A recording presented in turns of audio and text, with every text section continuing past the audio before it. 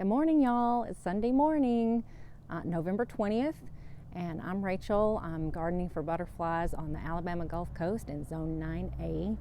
And we had a little bit of a cold snap in the middle of the week, and they said it was only going to get down to 34, but some things have been nipped a little bit. So I'll show you around and just come along. I was going to show y'all this kind of like work in progress right here. We used to have some square tiles out here, and they were just kind of icky. We're gonna make a thing. This is gonna have probably a fire pit in the middle of it and some chairs around it, and my husband's going to make a kind of little deck thing right here that's gonna be, we're gonna hang like plants on it and stuff.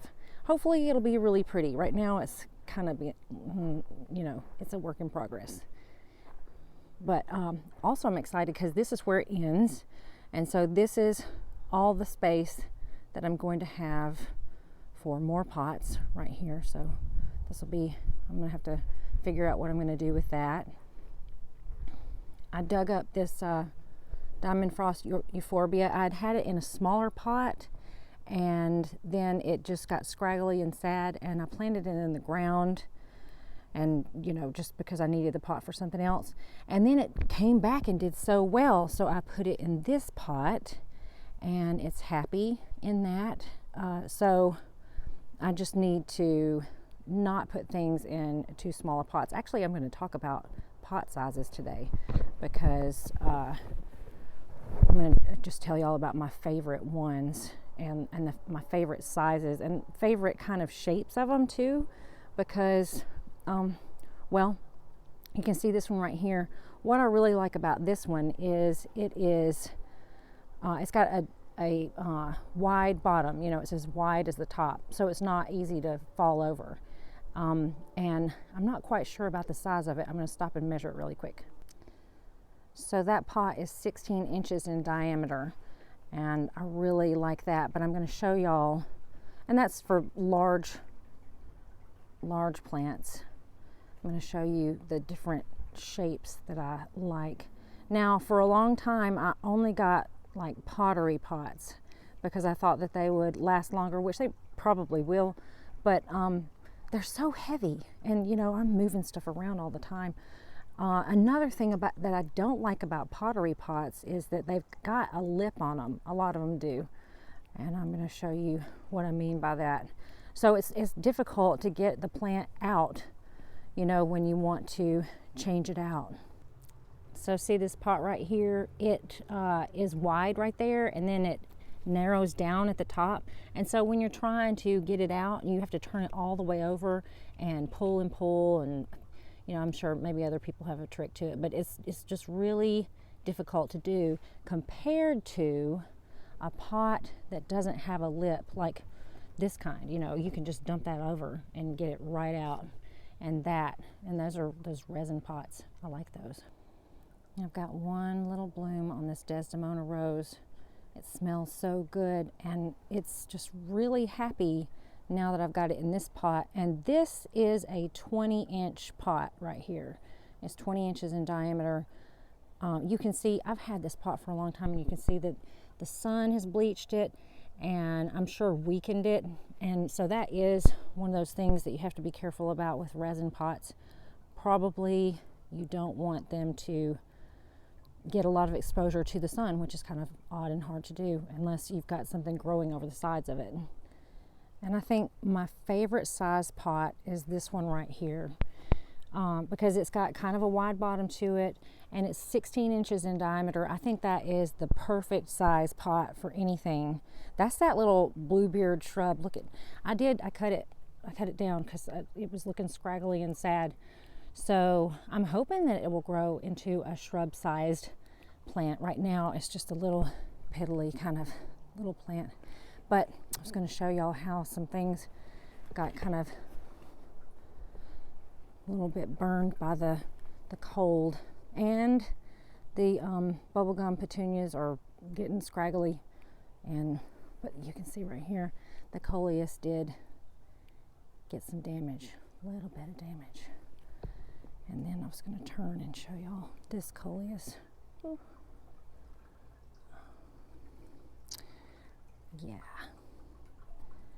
Yeah, so it's happening.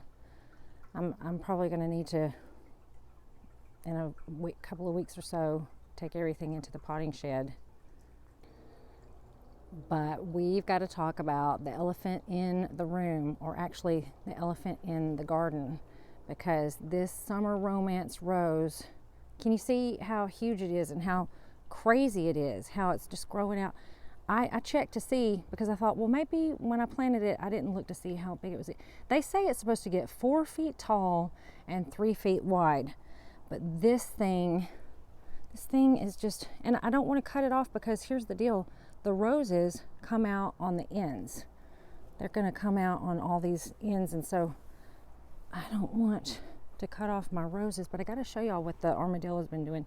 So he's been digging around it forever, and you can see it looks sad right there, but it doesn't look sad anywhere else. So I'm just wondering, it looks almost like a climber. Isn't that wild? Just look at it. So I don't know, it looks like an octopus. Looks like an octopus rose in the garden, but I do love it.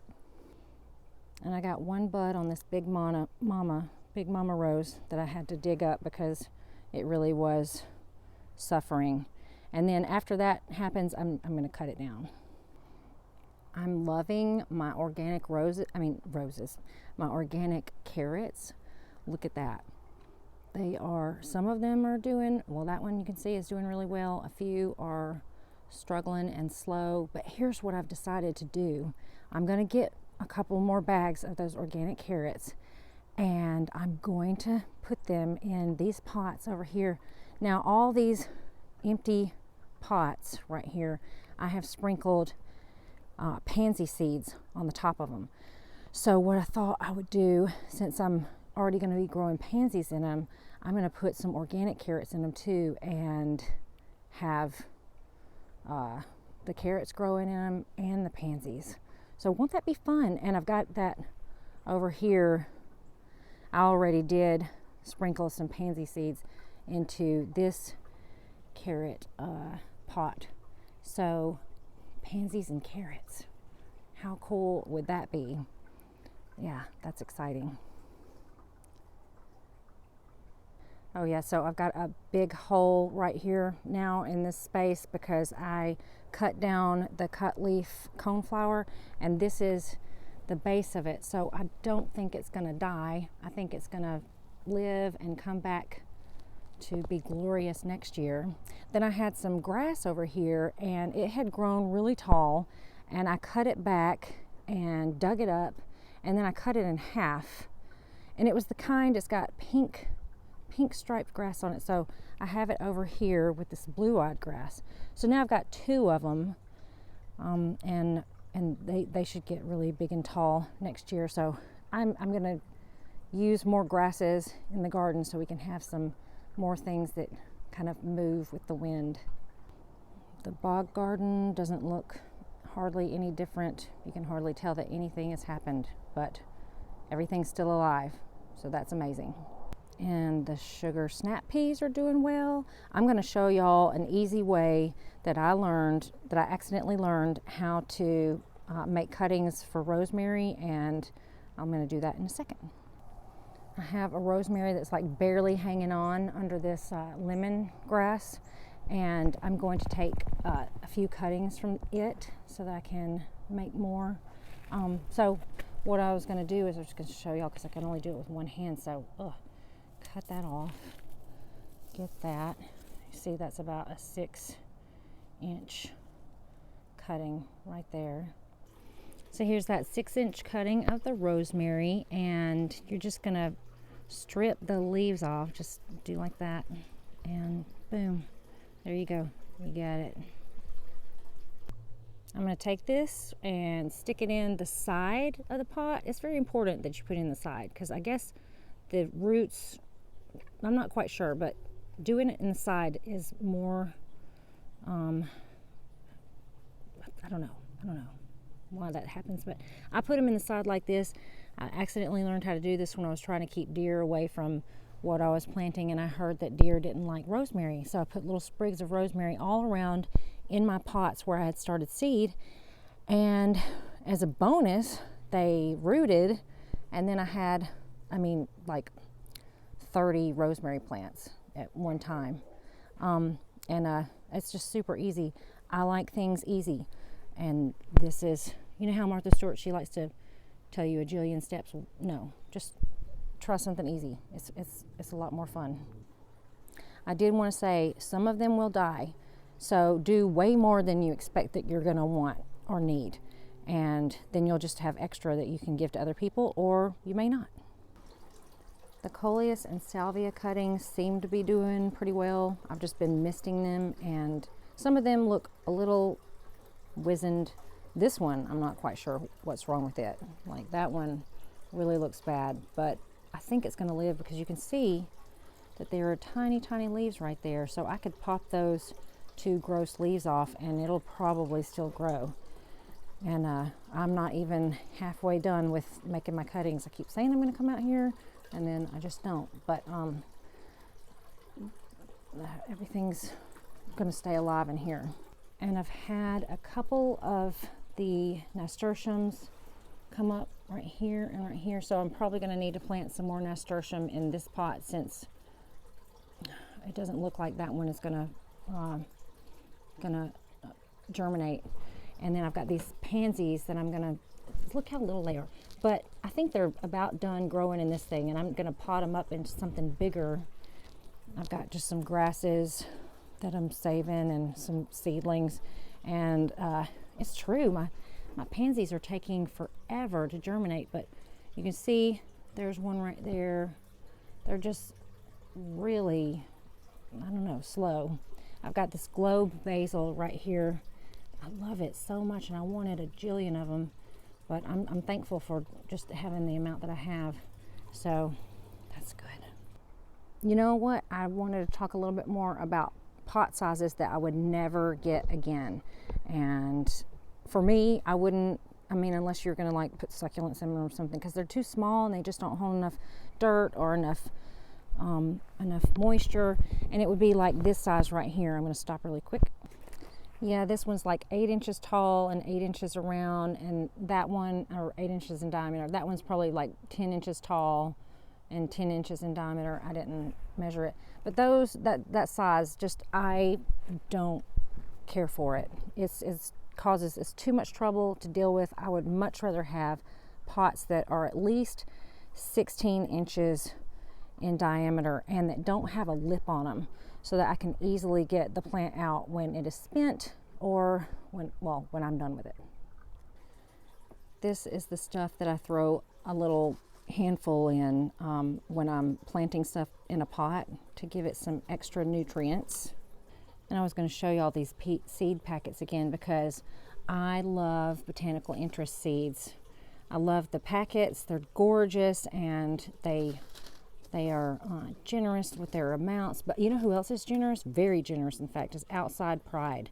I really like them. I still have a ton of these that I'm going to plant. But so Outside Pride and Botanical Interest are two seed companies that I really like. And of course, there's Baker Creek seeds also. I even like using burpees, so I'm not picky if they've got what I want. I wanted to show y'all this Thai basil and up close. Look at these darling little flowers. The bees just love this so much, and they can get really big. They can probably grow about 3 to 4 feet tall and 3 to 4 feet wide, but this one got a late start, and it should probably have been put in a bigger pot. You can see that pot's probably about 14 inches. I'm really enjoying the view of the garden from the kitchen window this morning, specifically because of a couple of roses. I'm going to zoom in a little bit so you can see right there, those two Gentle Hermione roses over there. I will come closer so you can see. The purple of the salvia and the pink of the roses is just such a sweet combination. This section right here is making me so happy with the purples, and then this just one little rose. Look how perfect it is. Just lovely, except for that one little brown edge on the petal is just glowing. Yes, this little corner is bringing me joy today. Also, I've got a theory, and I want to see if anyone else who's grown this can either corroborate or dispel it. So this is black and blue salvia, and I've got it in a pot, and look at what it's doing. It seems to have spread underground. I didn't put cuttings in here, but look at it. It's growing here. It's growing on the edge here, and let's see if I've got another one. And then there's some growing on the edge right here. So does black and blue salvia spread underground? And then here's another example of the black and blue salvia. So this is a scraggly little bush. I'm going to cut it back and dig it up and put it in a pot because it's never done well right here. But look, I think this is black and blue salvia coming out. It's like 6 inches away from the main plant. And then over here, look at this. It's like growing up right there. So y'all let me know if y'all have had that experience, if that's what is actually occurring. Thank y'all so much for coming with me in my garden, and I hope y'all have a wonderful Thanksgiving. It's a super exciting time to get to spend with friends and family and enjoying so many yummy foods. God bless y'all. Have a great week, and I can't wait to find out what's happening in your gardens. Bye.